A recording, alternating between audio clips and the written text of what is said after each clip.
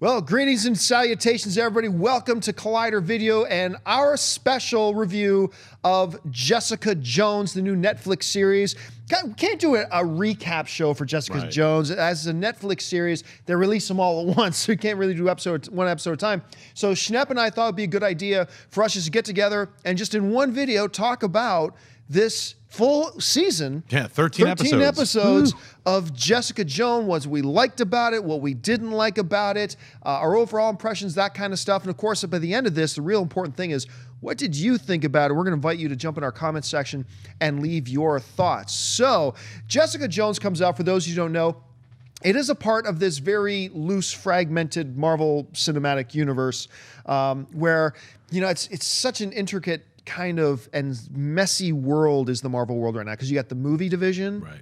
You've got the broadcast television division, which is a totally separate group of people from the Netflix division. Right. Very little communication between them, all that kind of stuff. But that's the world in which Jessica Jones exists. If you really want to think about it being in a cinematic universe, forget the Avengers, forget the Agents of S.H.I.E.L.D., think Daredevil.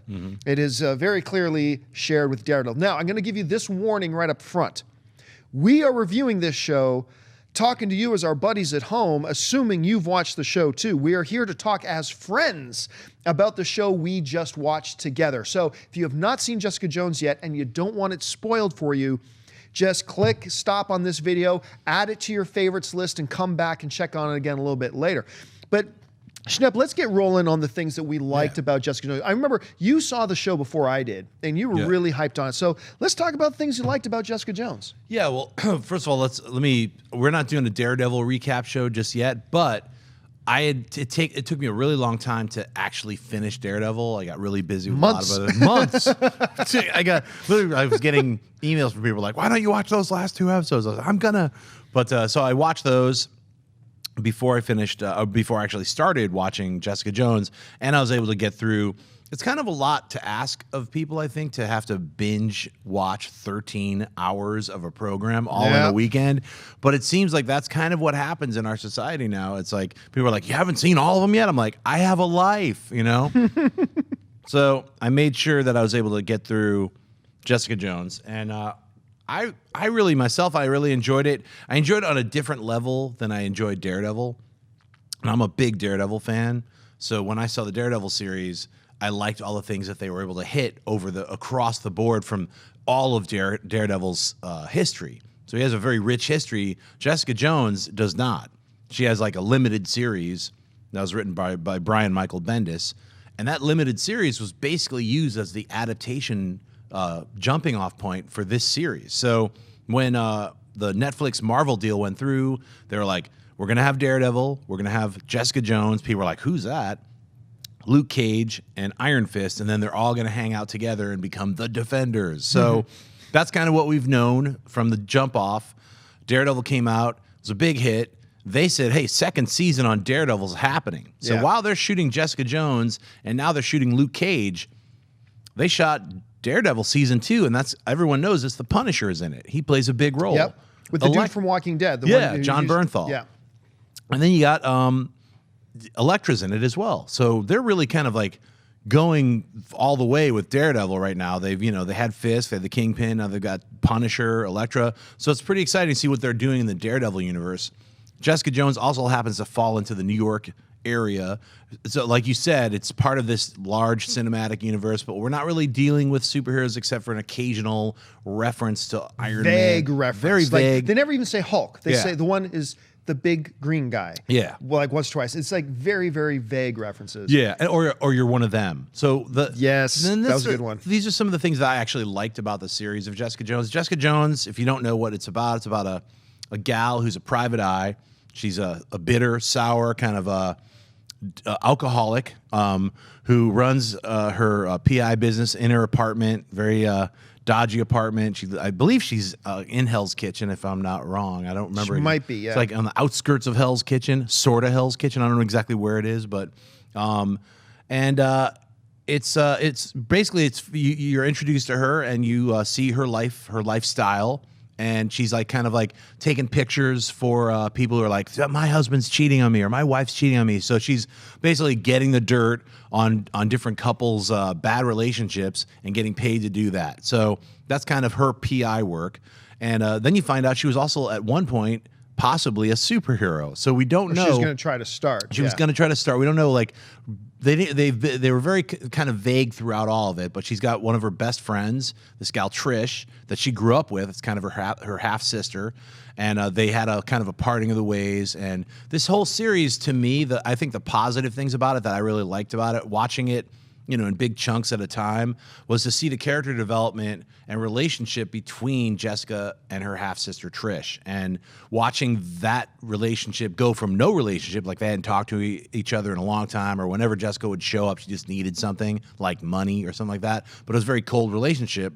And you find out why, because of the way she was brought up, because of the tragedy that happened with her parents, and it's all kind of ties in within her, sneaking around and taking pictures of Luke Cage. They're kind of tied in a weird way. They end up having a bit of a romance, and then that falls apart because she's actually tied in with, like, not really, but like kind of killed his wife, I mean, that's some big stuff when you find that out. You're like, you're sleeping with me and you did this. And it's all these like kind of weird reveals over the course of the 13 episodes. I really like the way that those characters interacted.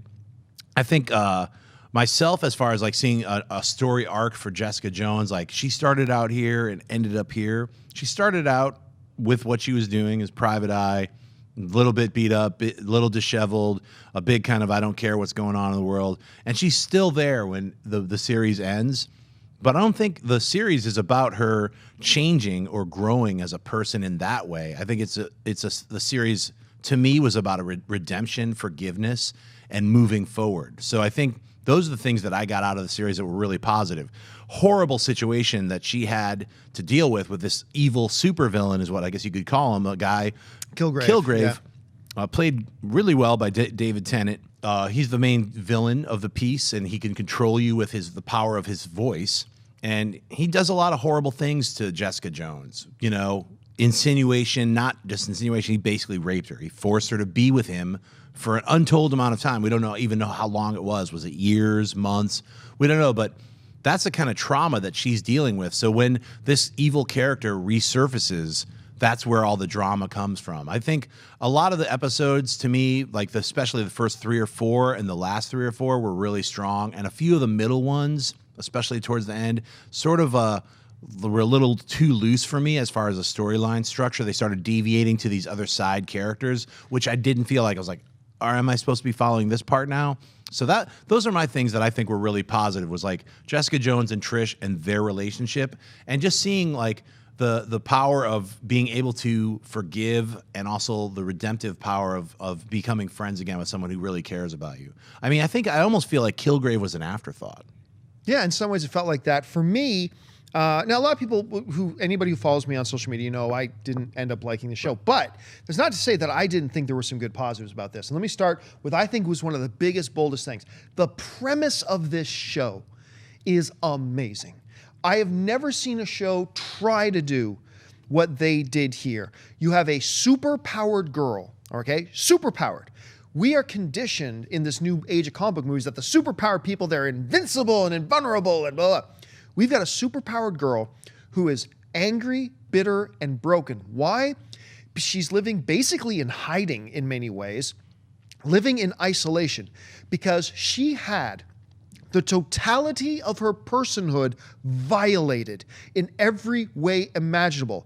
Physically, mentally, and as you were alluding to, sexually. She was broken from that. And that is your starting point for a story. I think that is bold. I think that is creative. And I think that is something a lot of people and a lot of studios, a lot of television companies would be afraid to broach and tackle. And the fact that they addressed that and took that on, there was one very key scene later on maybe in the second half of this season where She just confronts Kilgrave. You raped me. Yeah. And Kilgrave didn't even see it that way. Right. What are you talking about? It was all good. I treated you, but no, you raped me. And which, that is stuff that we haven't seen in superhero movies, which I thought was really bold for them to do. You cannot ignore Kristen Ritter's performance as Jessica Jones. Right. I thought she was terrific. And if you really step out of the fact that you saw Jessica Jones, step out and think about, can you really picture anybody playing Jessica Jones? It's such a unique, raw character. I have a hard time coming up with somebody who would play the role, and I'm so glad they ended up on Kristen Ritter. She did such a good job. I just couldn't speak enough about it. I also got to talk about three other performances, actually. You already mentioned David Tennant. Yeah. David Tennant he took a character, which I'll talk about this in my negatives, a character which I think is a rather weak character. But David Tennant took that character and he elevated to a point where when Kilgrave was on screen, that's when my attention was especially glued to the television. Yeah. Tennant brought that to him. I also really liked the performance of Mike Coulter, who played Luke Cage. I thought he did a really good job. Now, I'm looking for the actor's name, but I'm missing it right now.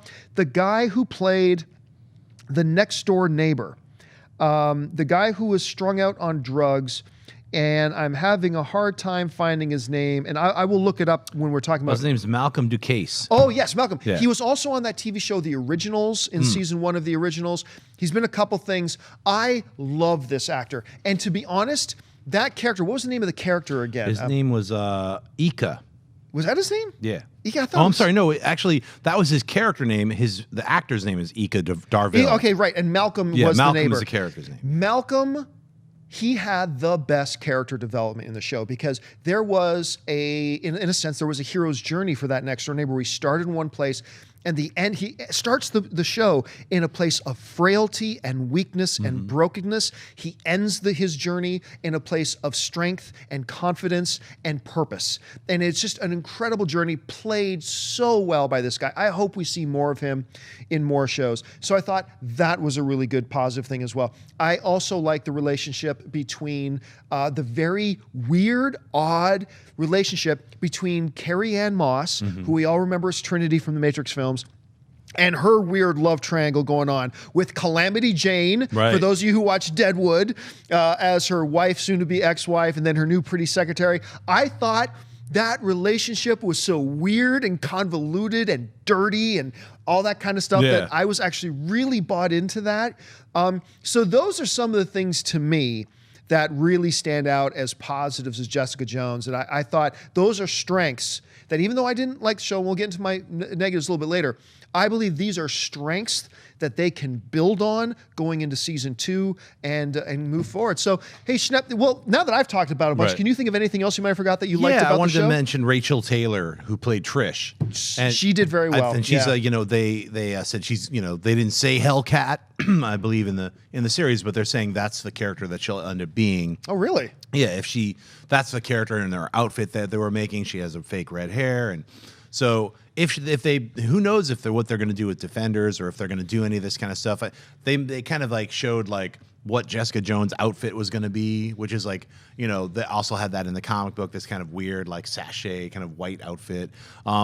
Very, almost kind of making fun of the idea of dressing up, which was an interesting take. I like the way that they portrayed the superheroes and the reveals of the superheroes, like, oh, it's one of them when they're in the hospital and they couldn't. I'm gonna let everybody know about you. Yeah. And that was a legit threat. Yeah. And Jessica Jones like, whatever. Yeah, she doesn't care. And those are the parts also that I really liked with Kristen Ritter's performance was this take on a superhero. Also, Melissa Rosenberg, who wrote most of the series, was a showrunner on the series. What her and Kristen were able to get out of this character was something that I hadn't seen in any superhero movie, male or female, done yet, was somebody who just didn't care and really didn't want to be a superhero. Or at least was trying not to care. Trying as best they could not to care. And I almost want to say 50-50, she didn't care. I mean, she was angry, very angry, beating up on herself, and most people beat up on themselves, very self-destructive, drinking, just, destructive relationship. I thought her relationship with Luke Cage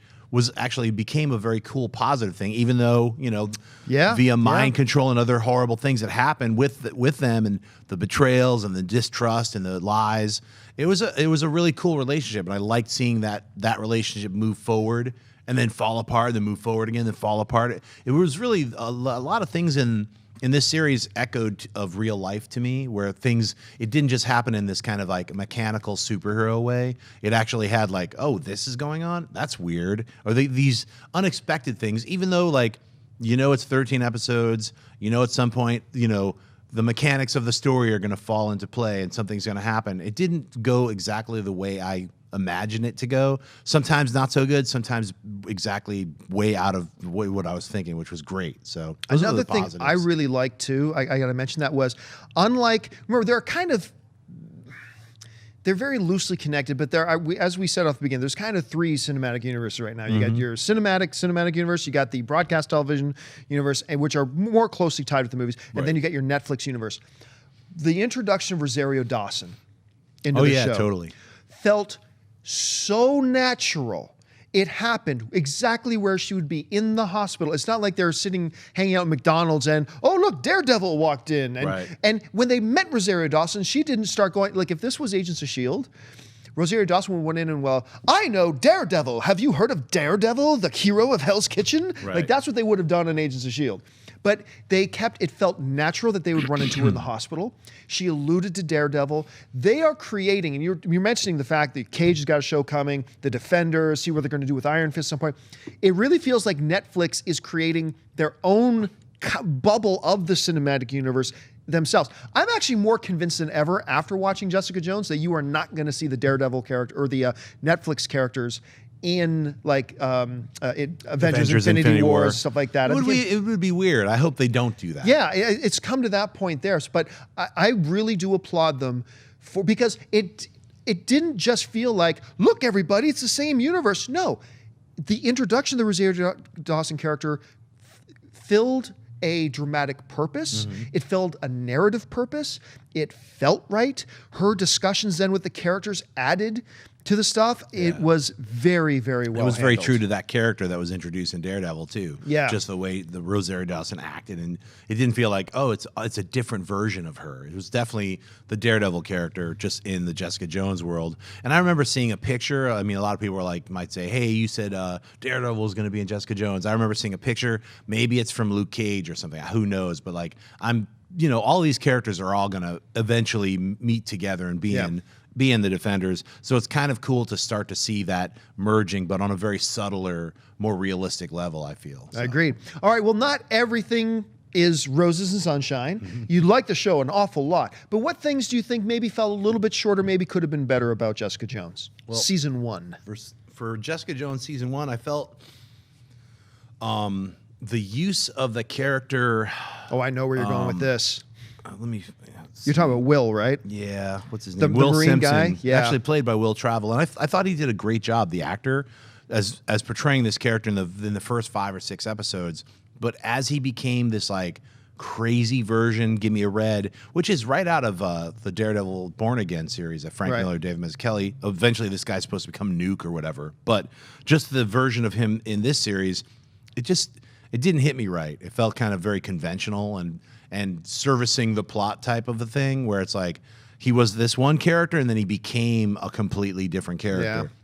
Though it was satisfying to see his ass get beat really hard by Jessica Jones throwing it through walls. It was a very satisfying fight scene. That was one of the weak points for me, is what happened to that character. I felt like Kilgrave's parents as well, and the entire medical experiment thing was developed and then all of a sudden kind of thrown away. Yeah. So for myself, I mean, horrible situation. I mean, Kilgrave is definitely an evil character. I mean, there's a moment in the middle of the series when you see that Kilgrave has built this house for Jessica Jones of her memories, and you sort of see him trying in his messed up way to show that he loves her, but he's had this horrible life from being a kid experimented on and then growing up to being a person who can control you with whatever he says.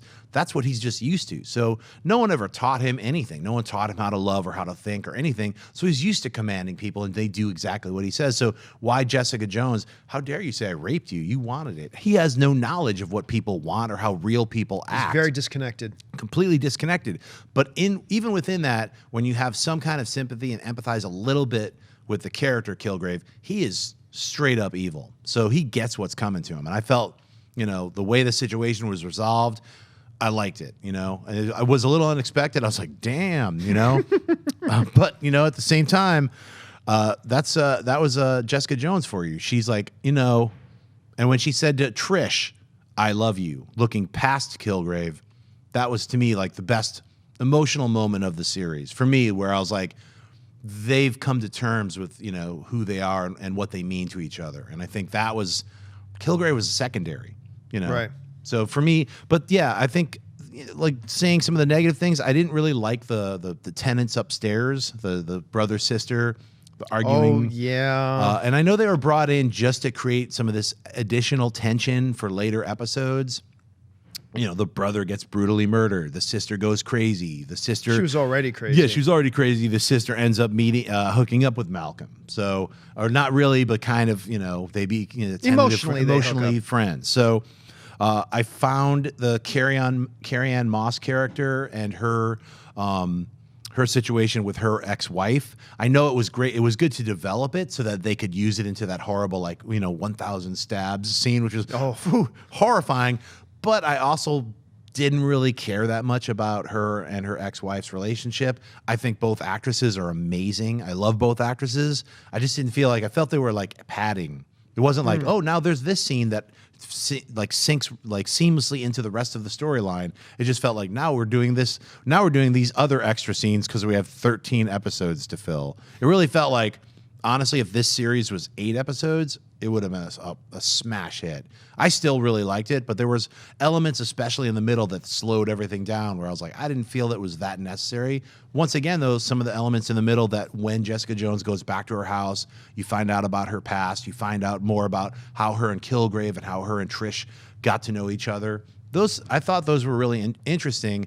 I just really liked the beginning episodes and the later episodes a lot better. So I wish the middle part was smashed in. Some of my negatives, I'll start with this one. Daredevil, you could tell, was low budget. You could tell Daredevil was low budget. Mm-hmm. They shot that series for bus fare, basically. But it didn't feel low budget. Jessica Jones, to me, felt low budget. Like right from the get-go, it just felt like it was really low budget. Now, that's the reality. It was low budget, but somehow, some way, Daredevil found a way to not make it feel like it was low budget, even though you could tell when you looked at it. So that kind of was jarring to me in a number of scenes when I thought, a little bit more production into that would have sold this scene a lot better to me. One of the things that really stood out to me, though, was the lack of development I felt in Jessica Jones herself as a character. Because, when you watch a show, and I wrote this on my Facebook the other day, but when you watch a show like Game of Thrones, right? Usually in every single season, a character, pick almost any character, at the beginning of that season is changed and evolved by the end of the season because of all the events that happen that season. They grow, they develop. And to me, like you pointed out earlier, and you saw it as a strength, to me it was kind of weakness that Jessica Jones is kind of the exact same character at the end of the season, I should say, that she was at the beginning. She still didn't want to get involved. Like, she's taking those calls from everybody saying, Jessica Jones, can you help me? And she's like, no. And it's Malcolm who picks up the phone, and he's going to drag her into that. So I felt it was kind of a shame for me that this secondary character in Malcolm had this great hero's journey through the movie. And he's just a second or third level character, while our main hero of the show didn't really have that journey. And I didn't see that development with her sister either. I thought the show started with them look, the sister clearly loves her. She's constantly worried about her, constantly reaching out. And in the first couple episodes, you see Jessica go, okay. And they let each other back into their lives. And you could tell because of the flashbacks to Trish trying to get her to be a superhero, pulling out, and what about that costume? Yeah. When she held up the Jessica Jones, at least the right colors, right? That was pretty cool. But so I liked the relationship, but I didn't even feel there was much development in the relationship there. So it was that. With Kilgrave, I'm glad you saw him as a really evil character, because my experience was a little bit different than that. When I watched Kilgrave, this is what I wrote. I wrote that he's a character who has really scary powers, but in watching him, unlike Kingpin, I never found him scary. Kingpin, who had no powers, I found terrifying. Sure. Like that dude, he's got bad intentions for you. Yeah. But with Kilgrave, I kind of found him more to be just really, really selfish, just a selfish jerk. Like even at the point when Jessica Jones is trying to convince him, you know what, you should use your powers for good and be a hero. He considers that because maybe that'll be good for me. So it wasn't, I never felt him being driven by evil, like say a Kingpin, right? I just felt him being driven by being a selfish jerk. It's, well, okay, if that works for me, maybe I can go out and save people. And so despite the fact that Tennant did a great job of taking what I felt was an uninteresting character and elevated to make him interesting on screen, right. As a villain, I never felt that fear or that threat or that ominous feel from him, even though he had these powers. Whereas like, who's the actor who played Kingpin again? Vincent D'Onofrio. Vincent D'Onofrio, who, oh my God, did such a great job with that. But also with going on the thing with Kilgrave, near the end of the show, as we get into the last 3 or 4 episodes, they introduced a storyline where he's trying to increase his power. Right. And I thought, well, why didn't he do that a long time ago? Anyway, but he's trying to increase his power. But early in the season, he's in this restaurant on his laptop looking up houses. And he goes, everybody shut up. And this whole big restaurant of people, instantly he's controlling them. That didn't feel any different to me than at the end when he supposedly increased all of his power now, where he's on that boat dock. Right. And he's just got like 20 people there. It's like, this is no different. And the only thing that was different now was when he yelled, ah, his veins went purple. Right. It's like, that was the only difference. So I felt like that was kind of a wasted storyline there too. To me, I think you were being kind to the Will character, because that Will character, to me, I agree with you though. The first couple episodes when he's just the cop. Right. Who found himself in a bad situation and is now struggling to deal with what that situation was. That was interesting. Oh, but wait, he just so happens to have been a super soldier at one point, and he just so happens to be associated with this IGH organization that just happens to have been connected to the way Jessica Jones got her power and the way he just completely snapped, and all of a sudden he was a totally different guy. Right. I didn't find it interesting at all, and it pissed me off when he got into the fight with Jessica Jones that he was able to hurt her. Like, that's great. You take a pill and, okay, your adrenaline's, but she's super powered. And the fact that he was able to throw her through walls and really give her a bit of a beatdown, that kind of bothered me too on that level. There are a number of other things about, I found it predictable, like when Cage was still under the influence of Kilgrave. I saw that coming from a mile away. At the end, when Jessica says, I love you, letting her sister know what we already knew. We knew she was still in control of herself. So they didn't do a good job setting up that kind of guesswork for me. And to me, what I said at the beginning about what I thought was the greatest strength about the show, which is that amazing premise, this girl who has had the totality of her personhood violated from start to finish. I felt like they never took advantage of it. And even that one scene where she's arguing with Kilgrave about him raping her, that could have been so heavy and deep and rich. And I felt they really handled it with kitty gloves and kind of in a sanitary, safe, nice environment where it's kind of a friendly environment they're in, having a civil conversation. And I just felt there was a missed opportunity there to really take advantage of that situation. So for me, the negatives outweighed the positives. But while I did not like the show, I found that it was quite slow in some points. Slow burn is good if it burns towards something. And I just found it was slow for the sake of being slow. I do think, because of all the reasons you mentioned and some of the reasons I mentioned, I believe they set a groundwork here that even though I did not like season 1 of Jessica Jones, I am intrigued to see season 2 of Jessica Jones. So that's where I left off. Let me touch on some of the things you said, that because it made me think about like why I liked Kilgrave is one of the reasons like you might not have liked him is because he wasn't, even though he was super powered. I mean, Fisk could have snapped his neck in the first match. I mean, it's like they're different characters. Very different characters. But why Kilgrave was scary is because he was that selfish prick. It's because he was basically these people that you deal with in your normal life, but like imagine if that person had superpowers. That's the kind of thing where I was like, if Dennis had superpowers, if Dennis Zhang, it would be hell around here. We would absolute hell. Man, I don't want to think about it. But be kicking puppies all day. So I liked the fact that, you know, he was a different kind of villain than Fisk. He was very unique. He was very unique. And, you know, to me, you said that Jessica Jones, you didn't feel like she transformed. I feel that, like, what I liked about it is that she did go back to that, you know, dirty apartment. Right. She is going back to her stupid PI work. But stupid PI work. The difference is she has gone through a transformative personal change that we all saw, just like all of us. Every day we go to work.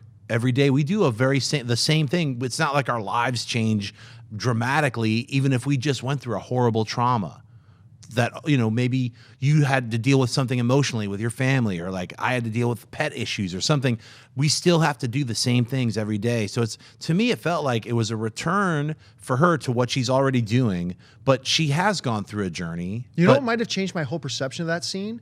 Is if at that very end, that very final shot, as the camera's pulling back away from her office through her office door that has been broken 3 or 4 times now, if when those calls for help from people came, because now people knew who she was, if she herself took one of the calls and said, "But I like that she didn't," I think I would have. But listen, Malcolm is the one. He's helping her now. He's helping her now. So when you mentioned that, I was like, "You're right." That she went back to her job, but she's going to lean on Malcolm now to be the one to help, because she's still her. She's still like, "I don't want it. Where's the alcohol? What do you want from me?" She's still going to that's her personality. So I can't see that changing overnight. And especially, I don't even see it changing. She went through this dramatic thing. She doesn't have to hide anymore from Kilgrave, but she's not going to just automatically. That, to me at least, was like, I didn't see that as a failure in the storyline. So. Yeah, interesting. All right, so wrapping it up, just briefly, your summation now of your experience with Jessica Jones season 1.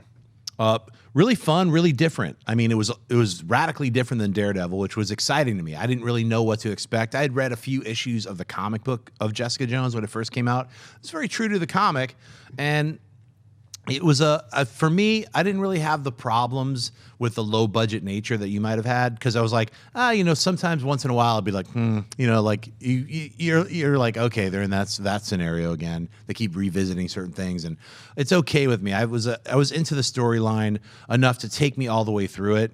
It was definitely a different kind of superhero story, one that was totally different, unexpected for me. And I specifically like the introduction to all these characters. I like Jessica, I like Trish, I like Luke Cage.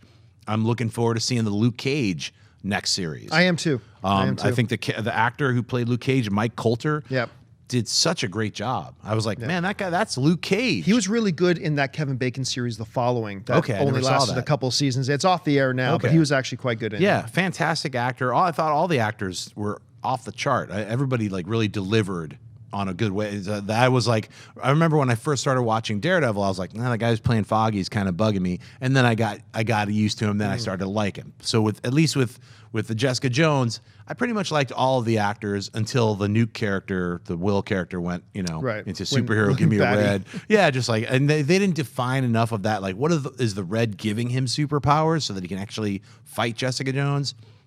Jessica Jones did get injured a lot, and it was like, I did like that she's not invulnerable, that she is super strong. She could fight Luke Cage. That dude's super strong too, but they do get, and he's impenetrable. Yeah, and they get hurt. So to sum it up, I really enjoyed the series. I'm looking forward to how they introduce her into Luke Cage. I'm sure she'll be in the Luke Cage series. I'm looking forward to Daredevil season 2. I don't know if Luke Cage or Jessica Jones will be in Daredevil season 2, but I like this little universe that they're building, the Netflix Marvel universe.